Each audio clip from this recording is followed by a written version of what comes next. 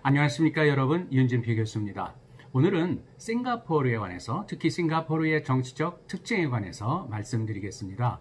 싱가포르는 우리나라 분들도 굉장히 잘 알고 있죠.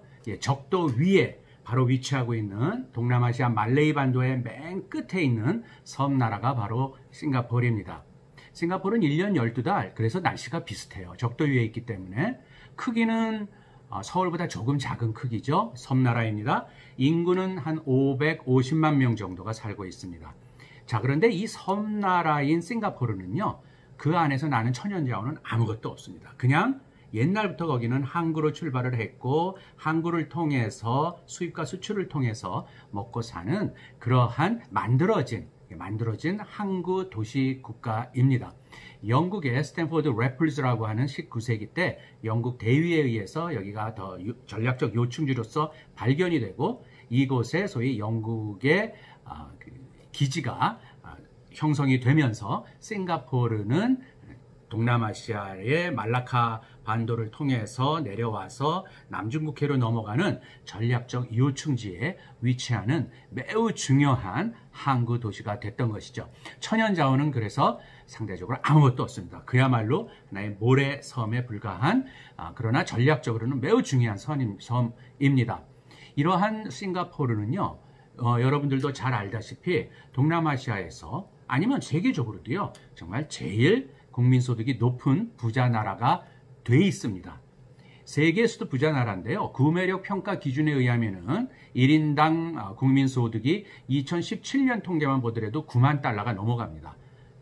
그리고 일반적인 1인당 GDP를 보게 되면은 우리가 알고 있는 국민소득, 1인당 국민소득은 5만 7천 달러가 넘습니다. 월드뱅크의 순위에 의해서도요, 2017년 1인당 국민소득은 세계 3위에 해당을 하는 아주 높은 그러한 국민소득을 가지고 있는, 경제적으로 매우 부유한 그러한 나라로 인정받고 있는 나라가 바로 싱가포르입니다. 자, 이러한 싱가포르는요, 1965년도에 독립을 했거든요. 그런데 1965년도 어디에서부터 독립을 했겠습니까? 바로 제가 얼마 전에 소개를 해드린 말레이시아 연방에서부터 독립을 했습니다. 말레이시아 연방은 1963년도에 동말레이시아의 사라와카 사바, 그 다음에 싱가포르를 포함을 해서 영국의 다 식민지였었죠. 이게 말라야 연방에 편입이 되면서 63년도에 말레이시아 연방으로 확대가 됐다가 2년 만에 싱가포르는 말레이시아 연방에서 떨어져 나와서 독립된 공화국이 됐습니다.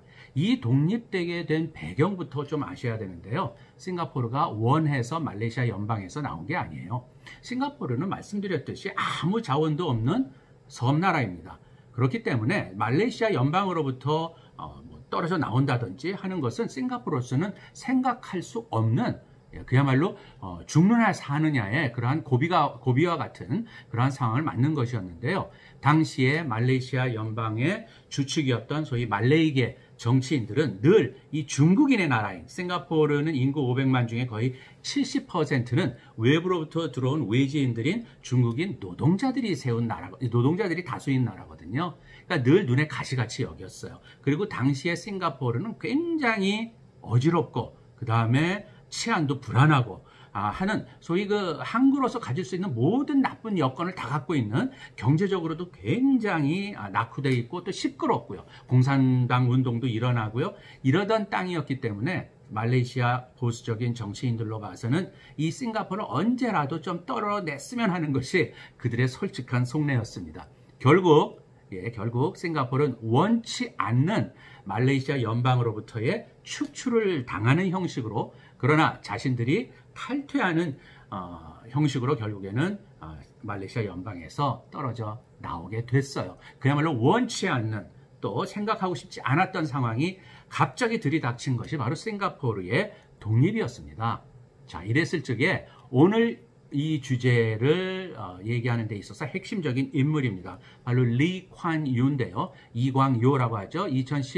2015년도에 이제 별세를 하셨는데, 영국 식민지였었던 싱가포르 시절서부터 65년도 독립 이후, 그 다음에 돌아가실 때까지 싱가포르를 만든 장본인이 바로 리 관 유 전 총리입니다. 이 리콴유는 1965년도 거의 반강제적으로 탈퇴를 당한 말레이시아 연방으로부터 독립을 어쩔 수 없이 하면서 그가 내세웠던 말, 이게 매우 중요한데요. 이게 바로 우리는 이제부터 죽기 아니면 살기입니다. 그야말로 배수진을 친 정치를 할 수밖에 없다 하면서 외친 말이 바로 이제부터는 생존의 정치로 우리는 들어간다.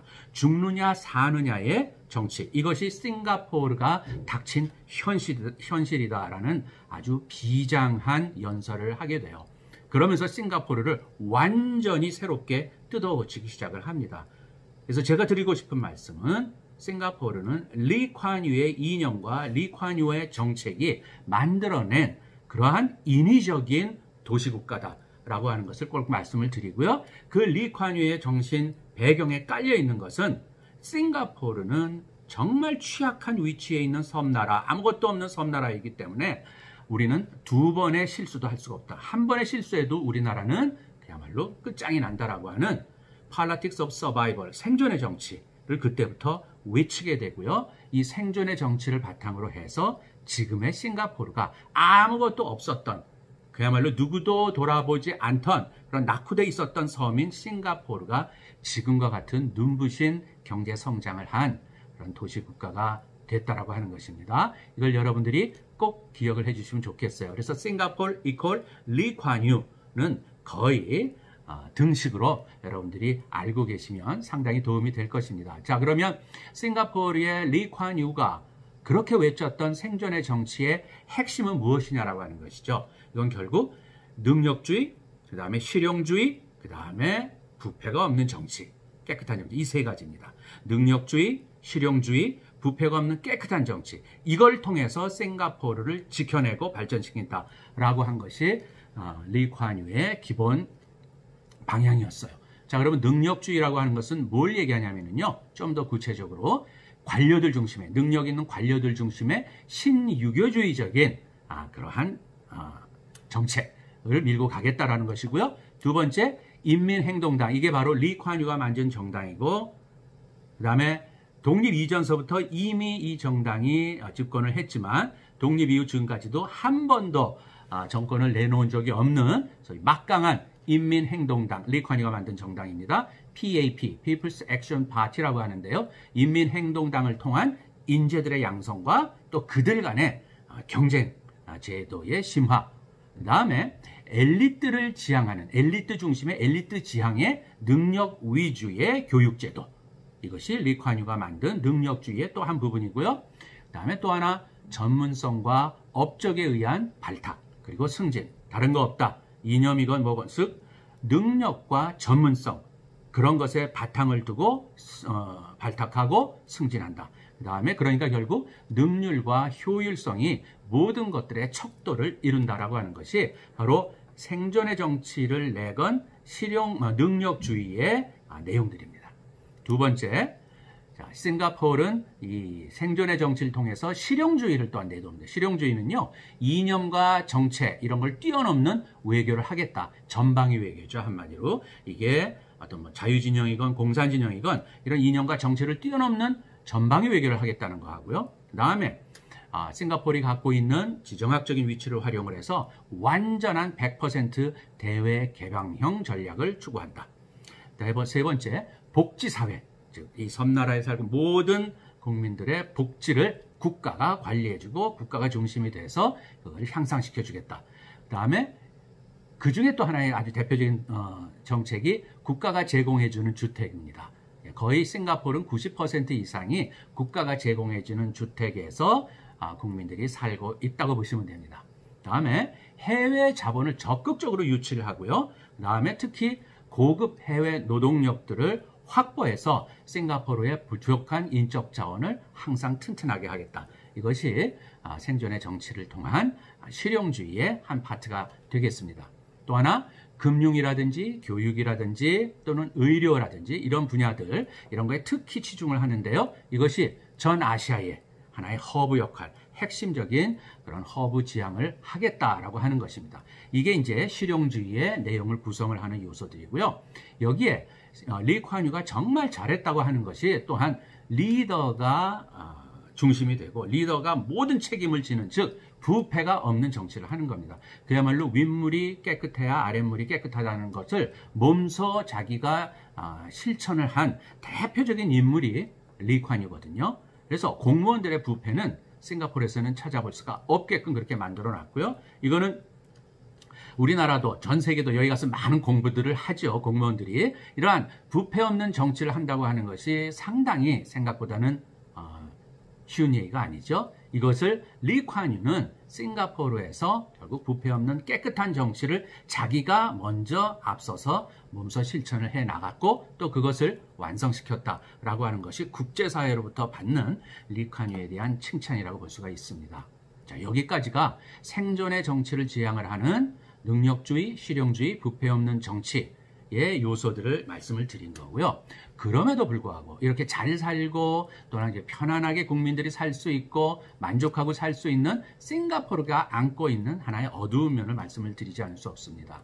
무엇이냐면 싱가포르는요, 이렇게 외형상으로는 법과 제도적으로 일반 국민들의 정치 참여라든지 또는 정당의 설립이라든지 정치 활동에 대해서 허용을 하고 있습니다. 그러나 현실적으로 제도의 실질적인 운영을 하는 데 있어서는요, 정치 참여라든지 또는 선거상에서의 어떤 경쟁이라든지 이런 것들을 들여다보면 상당히 제한적인 요소들이 많이 작동을 합니다. 이것 때문에 싱가포르는 정치적으로는 권위주의적인 성격을 가졌다라고 그렇게 평가를 받고 있어요. 정기적으로 선거는 매번 실시가 됩니다. 그리고 여기에서 리콴유가 만든 인민행동당은요, 다양한 어떤 정책적인 성과를 통해서 이러한 그 정권을 지속적으로 그야말로 절대 다수 의석을 차지하는 그러한 그 집권을 해오고 있지만 상대적으로 보면 다양한 어떤 기제들 또는 방법을 동원을 해서요, 야당들의 선거 정치 참여라든지 경쟁을 제한하는 그런 아주 묘한 권위주의적인 행태를 보이고 있어요. 그러니까 인민행동당이 하나의 지배정당 체제로서 싱가포르에 자리 잡고 있는 건 맞고요. 그러나 이들의 권력 독점은 지속적으로 유지하는 데는 상당한 기묘한 방법들을 싱가포르 인민행동당 정부는 추진하고 있다. 이걸 꼭 아셔야 됩니다. 자, 그래서 경제적으로나 사회적으로나 이런 측면에서는 정말 만족할 만큼 국민들의 수준을, 국민들의 삶의 질을 높여놨지만 정치적으로는 권위주의 성격의 요소들이 너무나 많습니다. 언론의 자유 같은 것도 묘하게 제약을 두고요 하는 것들이 결국 권위주의적인 요소로 평가를 받거든요. 그래서 이 두 가지가 합쳐져서요, 싱가포르를 얘기를 할 적에 우호적인 권위주의라는 아주 묘한 그런 평가를 하게 됩니다. 권위주의인데 미워할 수 없는 권위주의. 그러니까 우호적이고 뭔가 국민들에겐 상당히 호혜적이고 국민들은 그걸 봤을 적에 잘 먹고 잘 살고 풍요하게 살게 해주는데 만족하게 해주는 그러한 성격의 정권이라고 하는 것이죠. 그래서 우리는 이것을 우호적 권위주의라는 말로 그렇게 싱가포르의 정치 현상을 설명을 해요. 자, 최근에 선거 상황을 한 가지 말씀을 드리고 끝내겠습니다.